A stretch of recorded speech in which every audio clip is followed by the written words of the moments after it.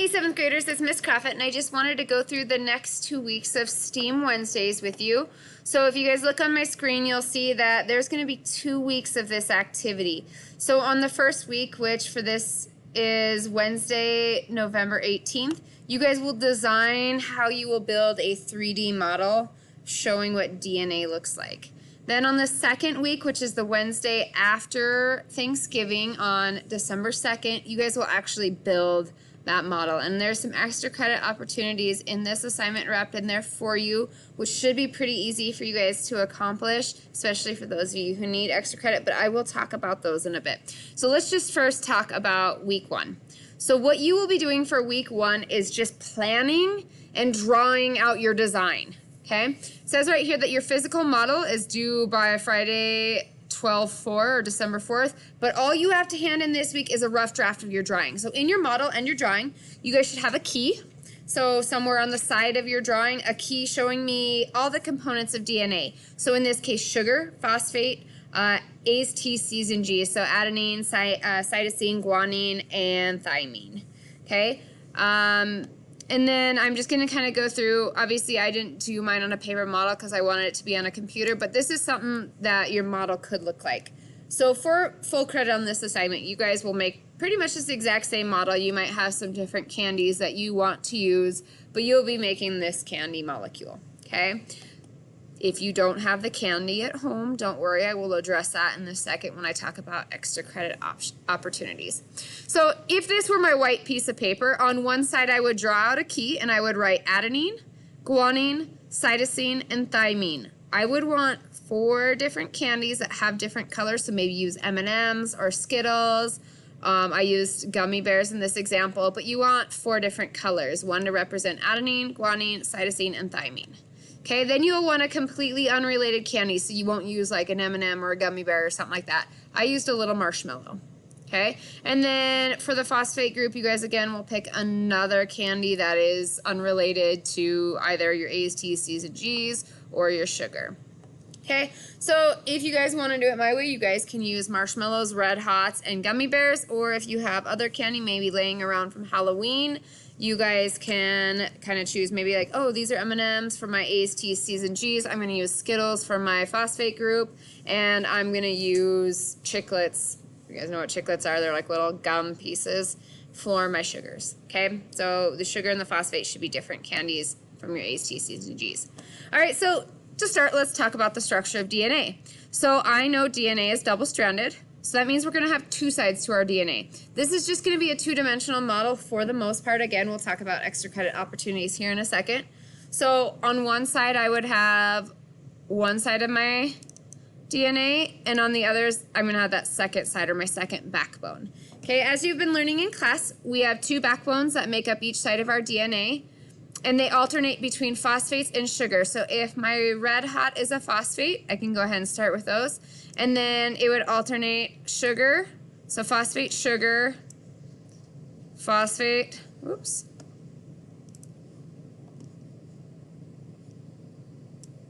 Phosphate, sugar. So I probably want to accomplish about 10 of these. I'm going to put as many as I can on this little screen here. But you guys want your DNA strand to be at least 10 long. So 5 phosphates, 5 sugars. Okay, so that's good enough for now. And then I would do the same thing for the second strand, where I alternate between phosphate, sugar, phosphate. You guys want to give some space in between these. I probably don't need quite that much space. Let's do that big.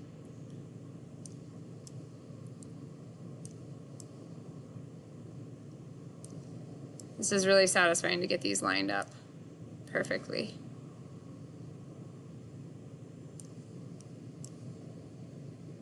So notice how my phosphates are directly across from each other and my sugars are directly across from each other.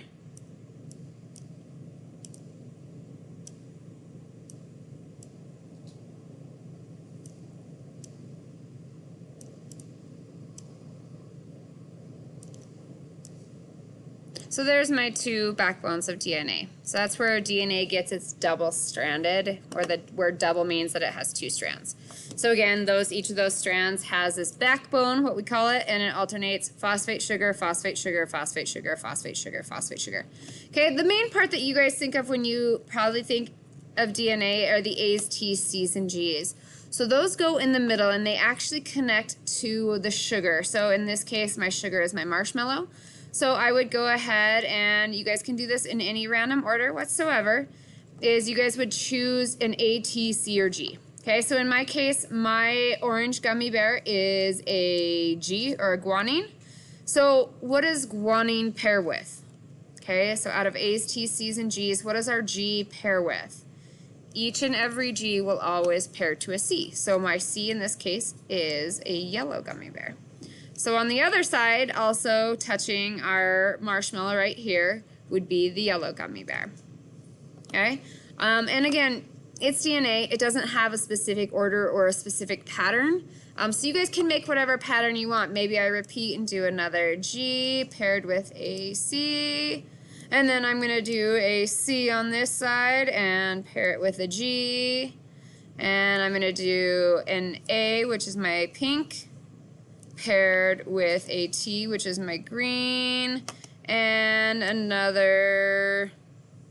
let's do another C with a G.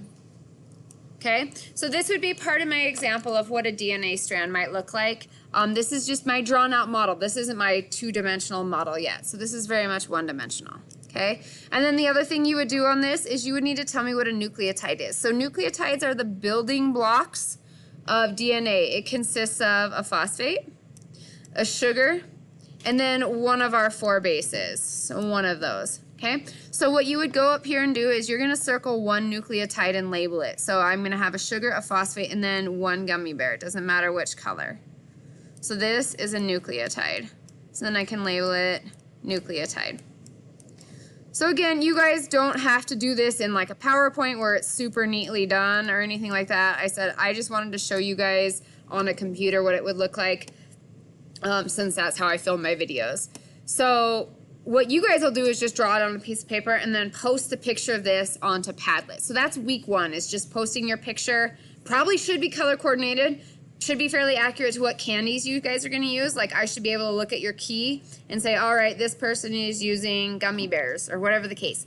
Again, you don't have to use candy if you have something like Legos laying around and that's what you guys want to use. Essentially, you could use anything laying around your house. You could use a penny for your phosphate.